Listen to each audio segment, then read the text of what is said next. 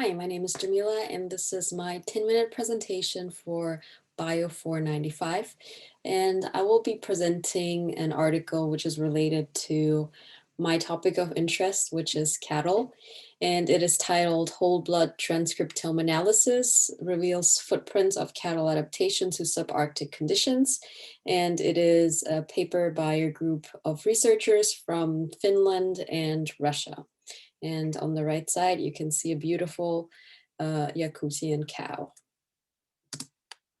So the central topic of this article is to examine the genetic differences between the northern Finncattle, the Yakut cattle, and the Holstein cattle.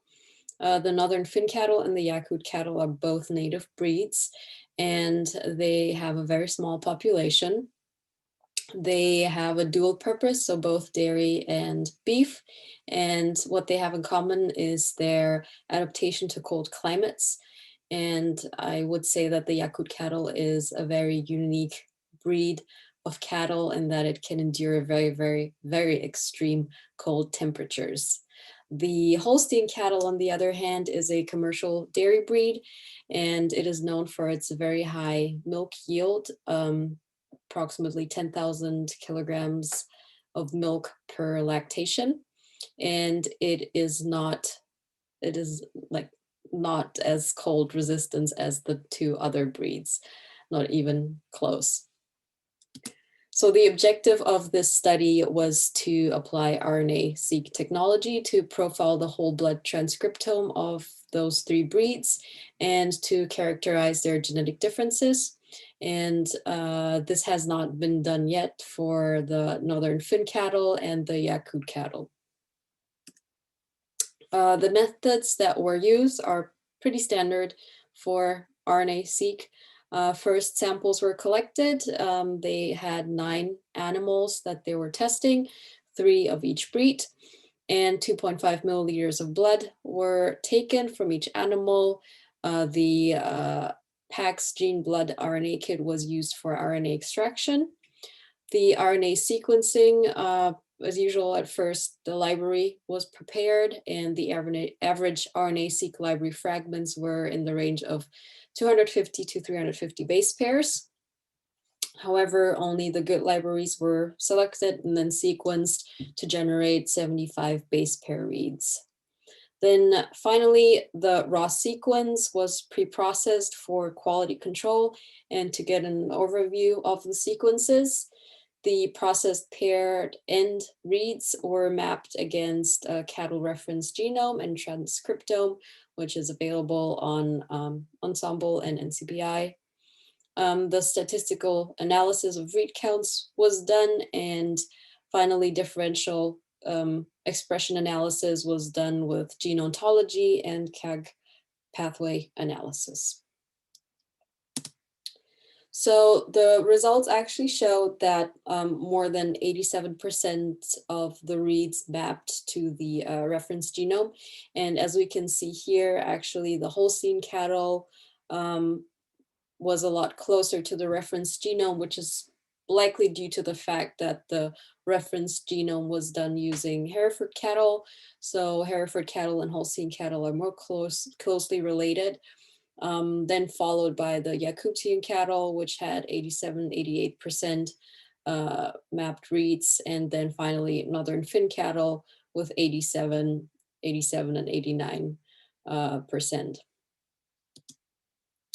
So here we can see the co-expression of the top 500 genes among the 3 breeds, basically which genes they have in common or they express in the same way. And 386 of the top expressed genes are present in all of the 3 breeds. The Yakutian and the Holstein cattle actually shared the least number of unique genes. We can see in the diagram, they only had 5 genes in common, or co-expression of 5 genes in common. So the results were actually compared. So Yakutian with northern Finncattle with Holstein, and then Holstein with Yakutian cattle.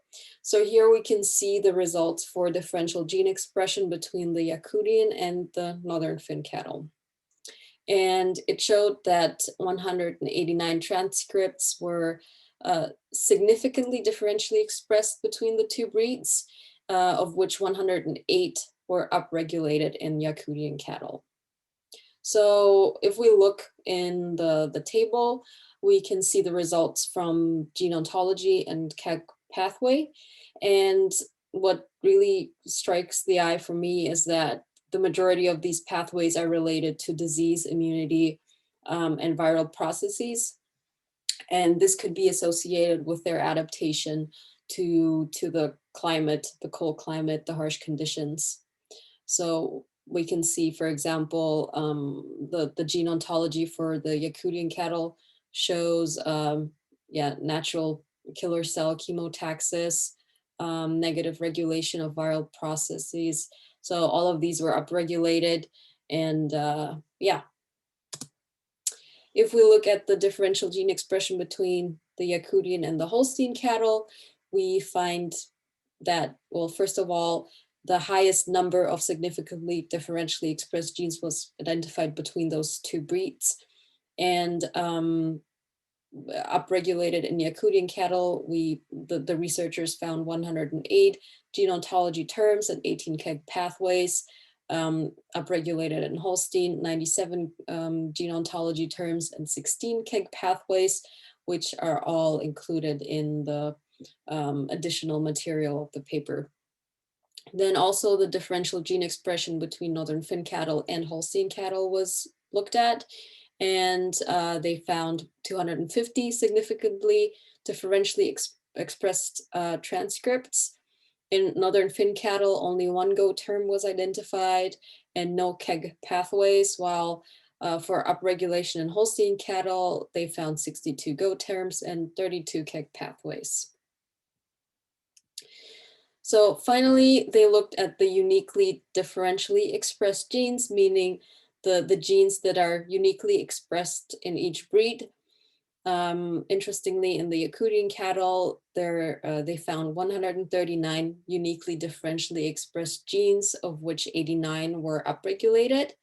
And to me, the most important ones were the chemokines, the chemokine receptors, granzymes, and genes related to circadian rhythm, which is very interesting because where they live in Russia, the conditions are so tough, like the winter has a very short days. It gets very, very cold. So the cattle actually, well, let's see, it seems like they learn to adapt, or their metabolism learned to adapt to these very harsh conditions. And this can actually be seen here, that genes related to the circadian rhythm are involved. But overall, all of these uniquely differentially expressed genes are very much related to immunity. Now, if we look at the Holstein cattle, the researchers found 200 uniquely differentially expressed genes, 162 of which are upregulated. And the majority of these belong to the SLC, the solute carrier family, and the notch proteins. And most of the genes were related to milk production, unsurprisingly. And also, if we look at the notch proteins, they actually hint at a poor adaptation to cold climates. Finally, the northern Finncattle, they found 9 uniquely differentially expressed genes, 2 of them upregulated. They were all related to immunity and cold resistance. However, not as much background information or gene associations were identified for northern Finncattle. So there's definitely room to do more research. So to conclude, the study successfully captured 60% of cattle genes using blood as starting material. The gene expression profiles of northern Finncattle turned out to be more similar to the Yakut than the Holstein cattle, despite similar living conditions of northern Finncattle and Holstein. So more focused on dairy and more intensive, while the Yakut are extensive. They are always outside. They rarely ever see the barn. So future studies with additional tissues and larger sample sizes could identify key genetic markers for animal breeding and also for conservation.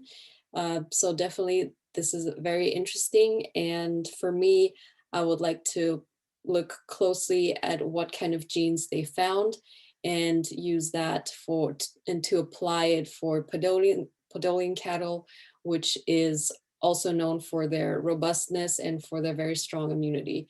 So I will be very curious to compare the Yakut, the northern Finncattle, to the Podolian cattle.